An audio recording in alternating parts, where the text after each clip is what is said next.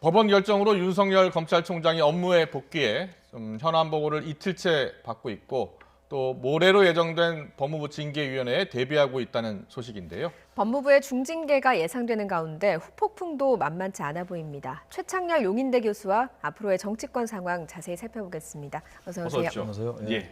어제 숨가쁜 하루였습니다. 그렇습니다. 예. 법원의 결정이 나왔고 감찰위의 권고도 나왔습니다. 어제 법무부의 결정 그리고 감찰위의 권고를 어떻게 보셨어요? 그러니까 어제 어떤 결정이 내려지느냐가 여론도 여론입니다만 예. 이번 이제 이른바 추미애 윤석열 갈등의 분수령이 될 거다라는 뭐 전망을 다 했던 거예요. 근데 이제 법원 판단이 좀 하루 정도 좀 늦게 나왔단 말이에요. 그래서 네. 이 판단이 유보되는 게 아닌가 예. 징계 이후로 뭐 그런 이제 예상들도 있었습니다. 그런데 어쨌든 어제 법원에서는 물론 이 직무 정지에 대한 집행 정지라는 게 인용이 됐습니다만 혐의에 대한 어떤 뭐 그런 있다 없다를 따지는 건 아니죠. 위법성을 따진 건 아니었습니다. 아니란 말이에요. 예.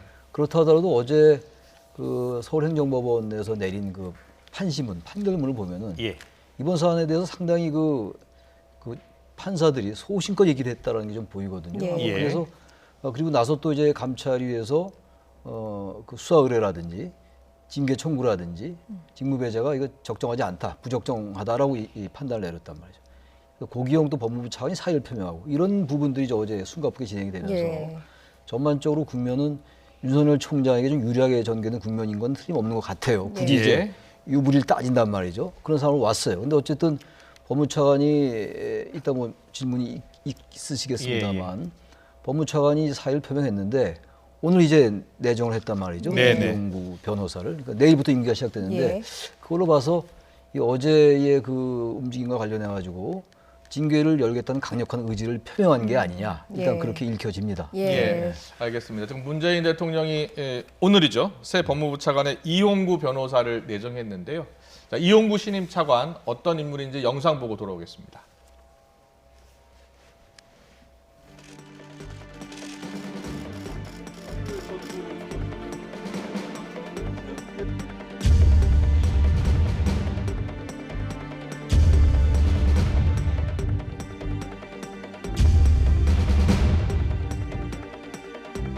과연 그동안 무판적으로 또는 아무런 생각 없이 계속 공개되어 왔던 측면은 없지 않느냐라는 생각입니다.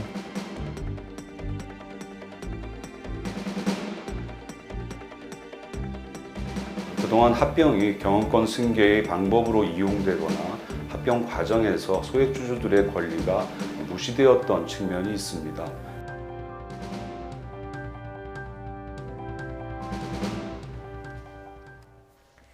네, 이용구 차관 내일부터 임기가 시작됩니다. 공수처장 후보군으로도 거론되던 인물이고요. 공교롭게도 임기가 시작되면 첫 임무가 바로 징계위가 될 것으로 보입니다. 어떤 결과 예상하십니까? 글쎄요, 이제 징계위가 이제 7명이잖아요. 법무부 장관은 일단 뭐 청구자니까 배제돼 있고 위원장도 아마 법무부 차관이 하지는 않을 것 같아요. 그 위원들 내에서 아마 호선해서 뽑을 것 같은데. 그 대체적으로 이제 그동안 쭉 진행되어 왔던 일련의 이제 상황을 보면은 징계위에서 아마 해임 또는 면직, 이 중징계가 결정되지 않겠는가라는 전망들이 많습니다, 지금. 근데 모르죠. 지금 이제 어제 법원의 판단이 있었고 인용 결정이 있었고 말이죠. 집행정지에 대한. 그리고 또 이제 감찰위의 권고가 있었잖아요. 그러한 사항들이 징계위에 어떤 영향을 끼칠 수도 있다고 생각을 합니다. 지금 화면에 보이는 것처럼 7명으로 되어 있는데 검사 2명은 이제 장관이 지명하는 거고 외부인들도 이제 장관이 지명한단 말이죠. 근데 지금 여기 괄호에 나와 있는 것처럼 추 장관 이전에 장관이 위촉한 의원도 포함이 돼 있어요. 그래서 완전하게 무슨 면직이라든지 정직이라든지 또 해임 이것이 결정된다고 우리가 장담하기는 어려울 것 같긴 합니다만 현재 법무부의 분위기라든지 정부 여당 집권 세력의 분위기는 일단 뭐 면직 이상의 중징계가 나올 것 같긴 합니다. 중징계를 지금 예상하고 계시는데요. 어제 오늘 누구보다 고심이 깊었을 분이 있죠. 추미애 법무장관입니다. 오늘 출근길에 취재진들이 입장을 물었습니다. 화면 보고 또 질문 이어가겠습니다.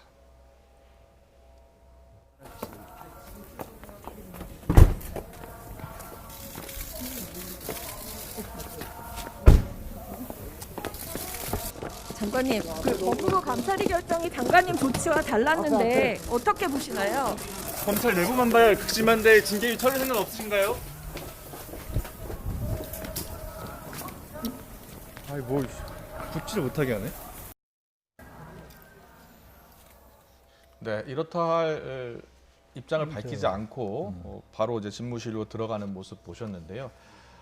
이번 물론 행정법원의 내용이 이 결정 내용이 예상은 됐다고 했습니다만 추미애 장관으로서는 상당히 입지를 좀 위축시키는 그런 결정 아니겠습니까? 그럴 수밖에 없겠죠. 지금 추 장관이 내렸던 여러 조치들 그리고 특히 이제 검찰총장이 한 얘기가 있었잖아요. 지난 네. 10월 달에 국정감사 때 했던 얘기가 검찰총장은 법무장관의 부하가 아니다. 그 말이 상당한 논란을 일으켰어요. 근데 법원이 얘기했던 게 바로 그런 맥락에서 한 얘기가 있거든요. 법원이 맹종을 하면 안 된다. 물론 이제 지휘권은 인정합니다만 법정은 해야 되지만 맹종해서는 안 된다. 이런 얘기를 했단 말이죠. 그런 얘기들 그리고 검찰총장에 대한 수사지휘권 이런 것들은 어떤 그 법치주의 수호라든지 민주적 통제 이런 것들에서 최소화돼야 된다. 이런 얘기들을 했다라는 거는 그동안 이제 법무부에서 얘기해왔던 것과 조금 이제 결이 다른 거란 말이죠. 그래서 이제 추미애 장관으로서는 지금 상황이 여론도 그렇고 말이죠. 상당히 부담스럽게 됐어요. 게다가 다들 아시겠습니다만 그야말로 초유로 말이죠. 사상 초유로 검찰의 검사 거의 전원이 반발하는 이런 상황이 됐단 말이죠. 물론 여권에서는 바로 이 부분을 검찰이 개혁에 저항한다 뭐 이렇게 얘기는 하고 있습니다만 그러나 또 어떤 면에서 볼 때는 그렇게만 볼 수 없는 거 아니겠어요? 단순하게 검찰 개혁에 저항한다고 그렇게 치부하기 상당히 어렵단 말이죠. 검찰에서는 사실 검찰 개혁에 저항했다고 보기 어려운 면이 많이 있어요. 검경수사권조 정도 다 법으로 이제 돼 있는 상태고 공수처 출범은 다 이제 찬성을 했는데 야당이 지금 반대하고 있는 상황이고 말이죠. 이런 상황이기 때문에 또 조직 문화도 많이 바꾸고 있고 또 특수부나 공안부 중심에서 공판 중심, 형사 중심으로도 가고 있고 이런 부분들 자꾸 이제 검사들이 여기 반대했다고 해가지고 이걸 뭐 무조건 검찰 개혁으로 치부하는 건 저는 여권의 논리가 상당히 문제가 좀 있다고 보는데 어쨌든 간에 관점에 따라 다를 수 있습니다. 아마 이런 상황 속에서 이제 징계위가 열릴 텐데 추 장관이 과연 이제 어떤 입장을 취할 것이냐. 근데 아마 그 추 장관의 입장을 떠나서 결국 징계위에서 결정되고 난 다음에 그러니까 과반수가 이제 의결 정도수가 돼가지고 거기서 또 과반이 또 찬성을 하면 이제 의결이 되는 거란 말이죠. 그러니까 4명이 찬성해서 3명이 이제 해도 통과가 될 거란 말이죠. 그렇다면 아마 그 결과를 가지고 법무부 장관이 대통령께 청구할 겁니다. 아마 제청을 할 것이고 문재인 대통령 아마 다른 어떤 입장을 내지 않으면서 그 절차적 정당성이라는 측면에서 아마 그것을 그대로 받아들일 가능성이 높아 보여요. 그 이후에 또 여러 가지 또 파장이 있을 것 같긴 합니다만 일단 지켜본 다음에 얘기를 해야 될 것 같습니다. 대통령의 뭐 결론까지 예측을 해주셨는데 윤 총장의 업무 복귀에 대해서 여야 정치권의 반응도 각기 다른 반응을 내놓고 있습니다. 김태년 민주당 원내대표, 김종인 국민의힘 비상대책위원장의 발언을 차례로 들어보고 이야기 나누겠습니다. 규정과 절차에 따른 법무부의 결정을 기다리겠습니다. 민주당은 어떤 난관이 있더라도 시대적 과제인 검찰 개혁을 국민과 함께 완수하겠습니다. 이것은 오로지 임명권자인 대통령만이 결심할 수 있는 사안이라고 생각합니다. 대통령께서 어떤 특정인에 대해서 집착하지 마시고 무엇이 옳은가를 갖다가 냉정하게 판단해 주시기 바랍니다. 여당 더불어민주당 같은 경우에 어제까지만 하더라도 윤 총장의 사퇴를 강력히 촉구하는 발언들이 이어졌는데요. 오늘은 조금 분위기가 검찰 개혁 쪽에 초점을 맞추고 있는 모습이거든요. 그 어제의 그 일련의 그 이제 결과들 이런 것이 있는 상황에서 무조건 윤 총장 보고 나가라고 할 명분이 없죠. 또 행정법원의 그런 판단이 내려졌잖아요. 아까도 말씀하신 것처럼 기본적으로 이게 어떤 그 혐의의 인정 여부를 했던 건 아니었어요. 가처분 신청에 대한 인용이. 그렇지만 분명한 거는 전반적인 이러한 절차에 있어가지고 문제가 있다라는 식의 판결이었거든요. 게다가 어쨌든 또 감찰위원회에서 물론 구속력이 있는 건 아닙니다만 대단히 적절하지 못했다, 적정하지 않았다, 부적정이라는 단어를 썼는데 이런 상황 속에서 이제 민주당 의원들이 계속 같은 논리로 윤 총장 나가라라고 하기에는 논리적인 이제 구속력이 떨어진다고 봐야 되겠죠. 그래도 앞으로도 윤 총장의 사퇴를 계속 압박하지 않겠습니까? 압박하겠죠. 그리고 뭐 몇몇 의원들이 여전히 그렇게 얘기를 하고 있어요. 단지 이제 말씀처럼 검찰 개혁 쪽에 특히 이낙연 대표의 경우에 검찰 개혁에 상당히 무게를 뒀단 말이죠. 그러니까 이런 상황 속에서 여권은 명분을 아마 검찰 개혁으로 더 강하게 가지고 갈 겁니다. 아마.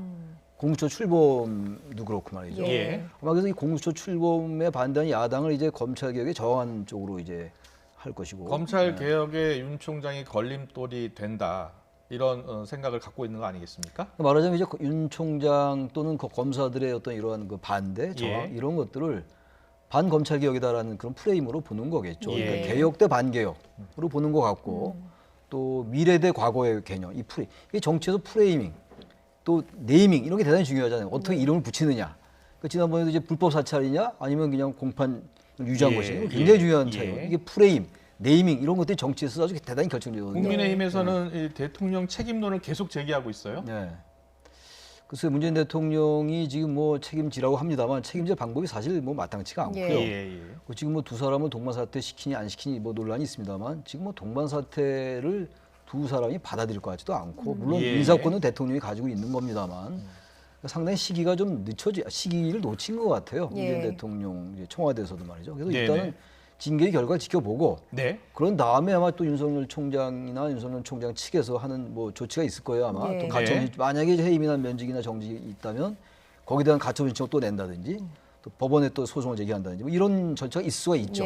아마 거기에 따라서 행동할 것 같은데 어쨌든 기본적으로 지금 여권에서는 절차적으로 뭔가 흠결이 있는 게 아니냐라는 비판이 있었던 거였거든요. 법원의 결정도 그랬고 감찰위도 그러한 이제 얘기를 했던 거라서 절차적 흠결이 없는 상황 속에서 이제 징계를 열고 거기에 따라서 절차대로 진행하겠다는 게 일단 여권의 생각이다라고 보여집니다. 알겠습니다.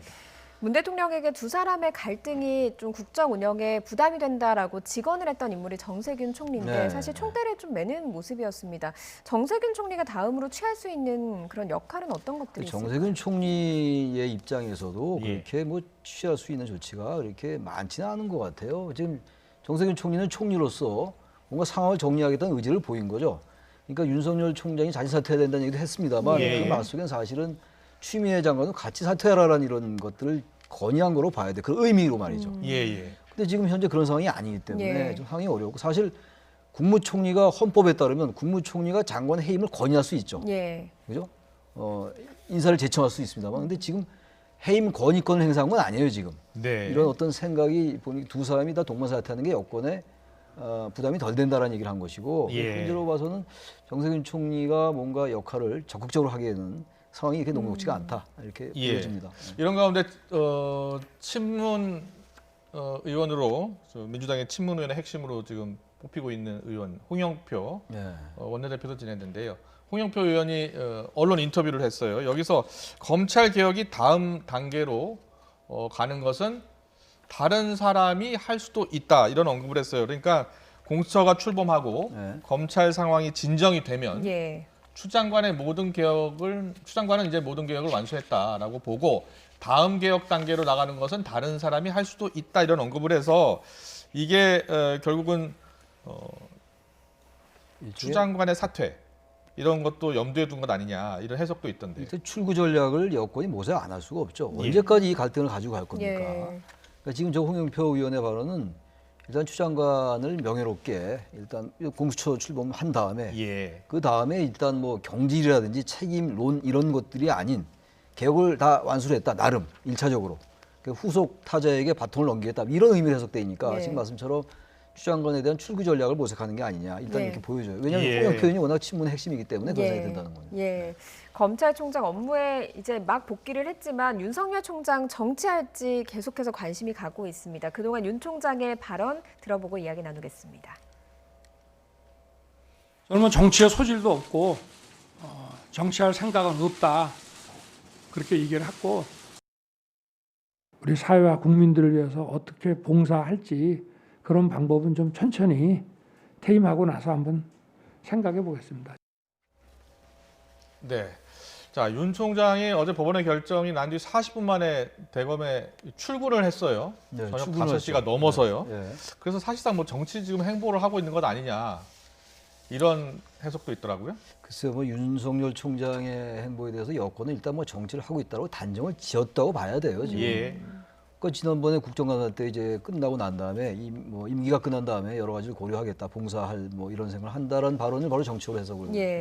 전 정치적으로 해석될 소지가 있다고 봐요. 왜냐하면 예. 인사청문회 할 때의 발언과 확연히 다르잖아요. 아까 나왔던 것처럼. 이미 사실은 뭐 정치의 영역에 깊숙이 들어와 있는 거예요, 지금. 근데 그건 자이건 타이건. 과거 JP가 자이 반 타이반 뭐 이런 얘기 했었는데 네. 김정필 전 총재가 저는 이미 윤석열 총장은 자이 반 타이반으로 정치 영역에 발을 들여놨다. 저는 이렇게 봅니다. 예. 또 어제 행위 같은 경우도 직무 복귀했으니까 법적 절차에 따라서 출근한 거예요.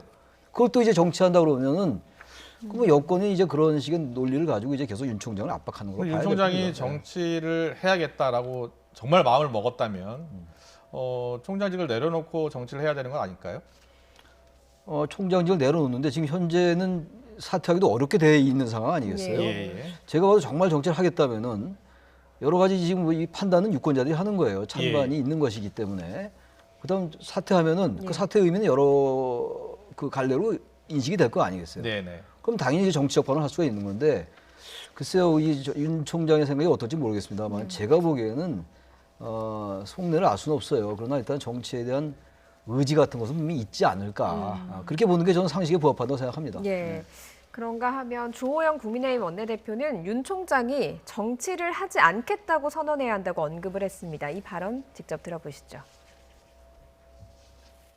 정치를 하지 않겠다고 명백히 선언해야 되죠. 누구든 퇴임 이후에 나라를 위해서 봉사할 방법이 무엇인지를 고민할 수 있는 일반적인 이야기인데 그것이 정치를 한다는 이야기로 관심법으로 읽고 자꾸 저렇게 지금 민주당이 공격을 하고 있는 것이거든요. 그래서 그런 오해가 있을 수 있으니 윤석열 총장은 나는 정치를 하지 않겠습니다라고 선언하면 제일 깔끔한 거지요. 나중에 총장 임기가 끝나더라도 윤 총장을 영입할 생각은 없다 이렇게 해석해도 되는 건가요? 뭐 그것은 아직까지 시간이 많이 남았기 때문에 알 수는 없는 일입니다만은 최소한 검찰총장직에 있는 동안에 정치를 염두에 두고 있다는 인상을 주어서는 검찰총장직의 성공적인 수행에 도움이 되지 않는다고 보는 거죠. 자, 주 원내대표가 정치를 하지 않겠다고 명백히 선언을 했으면 좋겠다라고 이야기한 다음에 영입하지 않겠느냐고 했더니 또 그건 나중에 보고서하겠다 이런 말을 했어요. 정치라는 게 출마 안 한다고 하고도 출마하고 이러는 게 우리 정치 아니겠어요? 네. 상황의 변화에 따라서 저는 지금 이 얘기는 워낙 이제 윤 총장이 공격을 받으니까 분명하게 그 자기 입장을 밝혀라라는 얘기고 또 다른 관점에서 본다면 야권 내의 후보들이 상당히 좀 왜소해져 있는 게 사실 아니에요. 윤 총장의 지지율이 높으니까. 그러니까 그런 점을 염두에 둔 것 같기도 해요. 그 대신 나중에 상황이 어떻게 될지 모르니까 정치가 뭐 생물이라고 그러지 않습니까? 그때는 또 상황에 따라서 하겠다라는 거예요. 그러니까 야권 후보가 될지 아니면 범야권의 뭐 중도지대, 제3지대 후보가 될지 전혀 알 수 없어요. 그건 윤 총장 스스로도 모르는 거고 우리도 아무도 알 수 없는 거죠. 워낙 변수가 복합적이고 많기 때문에 아마 그런 부분들을 표현한 게 아니냐 이렇게 해석이 돼요. 뭐 윤 총장이 뭐 만약에 이제 임기를 마치고 정치를 하겠다라고 했을 때 국민의힘으로 가겠습니까? 뭐 제가 볼 때는 안 가는 게 전 맞다고 생각해요. 왜냐하면 국민의힘이라는 정당이 지금 야당이기 때문에 특별히 언급할 게 별로 없습니다만 어쨌든 윤석열 총장이 국민의힘, 과거 미래통합당, 자유한국당, 그 정당, 새누리당 그 정당 수사했었거든요. 국민의힘 내부에서도 본류는 아마 윤 총장을 달갑게 여기지 않을 수도 있어요. 그런 점이 하나 있고 또 하나는 윤 총장이 만약에 국민의힘에 간다. 그 정당 입당한다든지 그럼 지금까지 한 건 정말 정치 행위로 보여져요. 정당수도 굉장히 그야말로 요즘 그 법률 용어로 그 매몰되는 거예요. 저는 그래서 윤석열 총장이 지금 현재로 봐서는 그때 상황에 따라 달라질 수 있겠습니다만 저는 국민의힘에 갈 생각을 하지는 않지 않겠는가. 뭐 정치를 할지 안 할지는 모르겠습니다. 그런 생각이 저는 개인적으로 듭니다. 그런데 윤 총장의 의중과는 상관없이 대선 주자 여론조사에는 윤석열 총장이 여러 개 오르내리고 있습니다. 윤석열 총장이 24.5%로 오차 범위 내에서 선두를 차지했다는 여론조사 결과가 나왔거든요. 아무래도 지난 24일 날 징계 청구하고 직무 배제했었잖아요. 그런 부분이 반영됐다고 봐야 될 것 같아요. 그러니까 이른바 이제 반문재인 유권자들, 또 중도 유권자들도 그렇고 그리고 또 하나는 야도 싫고 여도 싫은 마음을 둘 곳이 없는 유권자들. 우리가 뭐 스윙보터라고 얘기하기도 하고 무당지라고 얘기하기도 여러 가지 얘기하는데 그러한 계층에서 윤석열 총장에 대해서 좀 지지를 보낸 게 아니냐. 지난번도 한번 1위가 된 적이 있었던 여론조사가 있었어요. 그러니까 이런 부분들이 지금 야권도 그렇고 여권도 그렇고 정치인들이 상당히 이제 관심을 가지고 주목을 끌 수밖에 없는 부분들이겠죠. 여러 여론조사 전문 기관마다 평가는 다릅니다만 윤석열 검찰총장이 저렇게 지지율이 높게 나오는 것은 야권 후보가 없는 반사 효과다. 그래서 계속해서 높게 나올 가능성은 높지 않다 이렇게 보는 분들도 있더라고요. 저는 당분간 저 지지율이 뭐 1위를 하거나 이러지 않는다 하더라도 예. 세 3강이라고 얘기하. 그래서 이런 용어가 적절할지 모르겠는데 네네. 이낙연, 이재명, 이낙연 그리고 윤석열이 3강 구도에 좀 들 것 같아요. 예. 결정적으로 어쨌든 뭐 발언이 이상해진다든지 뭐 그런 상황의 변화가 급변한 상황이 없다면 예. 어쨌든 윤석열에 대한 그 관심이 있는 것만은 부인할 수가 없어요. 예. 검찰총장으로서 정치적 중립이 분명히 있어야 됩니다만 네. 그럼 어쩌면 이 사람들은 시민들은 야, 윤석열 총장이 정치하려고 하는 거 아니야? 네. 이런 생각이 많은 게 또 사실이거든요. 네. 저는 그래서 그렇게 확 꺼질 것 같지는 않다. 당분간은. 예. 지금 뭐 사실 문재인 대통령도 고심이 깊으실 거예요. 예. 고심이 깊다는 얘기를 직접 하셨지 않습니까? 네, 고민이 많다. 고민이 많다. 이렇게 네. 하셨는데 지금 추미애 장관과 윤석열 총장 인사권을 갖고 있는 문재인 장관 어떤 카드를 꺼낼 수 있을까요? 현재 문재인 대통령이 가지고 있는 카드가 많지 않을 것 같아요. 예. 제가 아까 말씀드린 것처럼 징계위도 하나의 법적 절차니까 법무장관의 권한이란 말이죠. 그 징계위를 예. 소집해서 열리고 모레 연 다음에 그 결과에 따라서 절차에 따라서 대통령은 법무장관의 제청을 받아들여 가지고 그 징계위원회의 결정을 따르는 게 우선 대통령의 할 수밖에 없는 일 같아요. 지금 현재 정치력을 발휘해서 당장 징계위를 중단시킨다든지 그 두 사람을 동반 사퇴시킨다든지 이런 상황은 저는 아닌 것 같아요. 지금 어제 윤 총장의 발언을 보면 사퇴할 의지가 없는 것 아니냐. 없다고 봐야 되겠죠. 예, 네. 징계의 결정이 나오더라도 다시 무효 소송으로 직을 유지하려 할 가능성이 높다라는 분석이 많더라고요. 그렇게 보세요? 저도 그렇게 생각합니다. 왜 예. 그 말씀을 드리자면 어제 5시에 출근을 했단 말이죠. 예. 그야말로. 하는데 그 발언들이 국민의 검찰이 되도록 함께 노력하자. 예. 그리고 여러분의 정의로운 열정에 든든한 버팀목이 되겠다. 버팀목이 되겠다는 얘기는 예. 뭡니까? 사퇴 안 하겠다는 얘기죠. 그리고 예. 또 하나는 헌법 정신과 법치주의 수호를 위해서 최선을 다하겠다. 이 얘기는 강력한 의지를 보인 거예요. 그래서 예. 만약에 예. 징계위에서 그런 결정이 내려지더라도 제가 아까 예. 잠깐 언급했습니다만 가처분 신청 다시 낼 수 있을 것이고 음. 그 다음에 또 이제 이 징계의 그 효과를 취소시키기 위한 본안 소송도 낼 수 있지 않을까. 현재의 진행 과정을 볼 때는 그렇게 보는 것이 상식적이다 예. 생각합니다.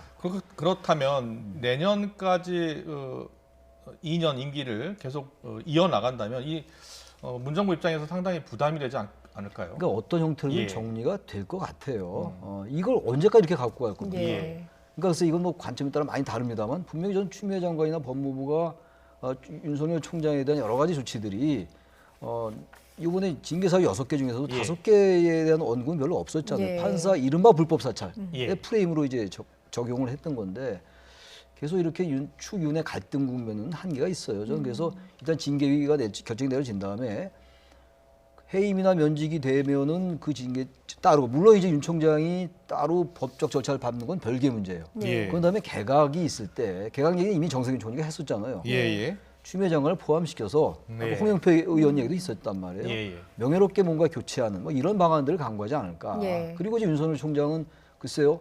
일단 정지된 상태에서 가처분 신청이 빨리 내려지지 않으면 또 복귀하기 어려운 거거든요. 예. 이게 너무 제가 해임이다 면직이다는 걸 가정에서 얘기하는 게 대단히 부적절할 수는 있겠는데 예. 아마 그런 전망들이 지배적이기 때문에 드리는 말씀이거든요. 예. 그래서 근데 그렇지 않고 만약에 견책 정도가 나온다. 근데 저는 그럴 가능성이 이렇게 많지는 않아 보이는데 징계위에서 그럼 상황은 좀 정리될 수 있겠죠. 근데 아무튼 이 부분은 검찰보다도 검찰도 검찰입니다만 검찰도 반성할 부분이 있죠. 물론 있는데 지금 이 집권 연합이 민주당도 그렇고 청와대도 그렇고 이른바 집권 연합이라고 우리가 명명한다면 지나치게 검찰 개혁을 윤 총장의 해임, 사퇴와 자꾸만 등치시키는 것 예. 이런 건 좀 불편해 볼 수 있다라는 거예요. 예.